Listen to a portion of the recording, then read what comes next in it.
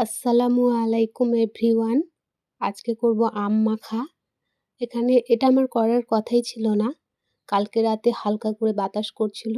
আর আমাদের বাড়ির সামনে যে আমের গাছটা ছিল, সেই আমের গাছ থেকে কতগুলো আম পড়েছিল। আমার আম্মা কুড়িয়ে সেগুলোকে আবার চুনা করার জন্য কাটছিল। তার মধ্য থেকে কয়েকটা ভালো, ভালো আর বড়গুলো বেছে নিয়ে আমি আম মাখা করলাম। ভেবেছিলাম হয়তো করব না বা রেসিপি আকারে আমি শেয়ারও দিব না। কিন্তু বাড়িতে সবাই রিকোয়েস্ট করলো যে অনেকদিন থেকে আম মাখা খাওয়া যায়নি। আর কয়েকদিন থেকে তো প্রচণ্ড গরম করছিল। ২ দিন থেকে আবহাওয়াটা ভালো করছে। তো বলছে খেলে খুব একটা প্রবলেম হবে না।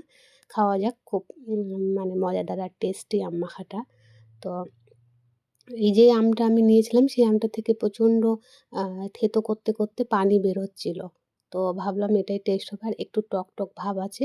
তো পরিমাণ মতো লবণ আর একটা শুকনা মরিচ পোড়া আর দিলাম খেজুরের রস। সেটা এবারের না, গত বছরের ছিল, তাই একটু গাঢ় হয়ে গেছে। সেটা দিয়ে মেখে আর আমটা দিলাম। খুব ইজি আর সিম্পল ভাবে এই যে আম মাখাটা করে নিলাম। এখন আমি কোনো রেসিপি দেখাই না, মানে খাওয়ারটা আমি দেখাতে পছন্দ করি না। কিন্তু আজকে দেখালাম কারণ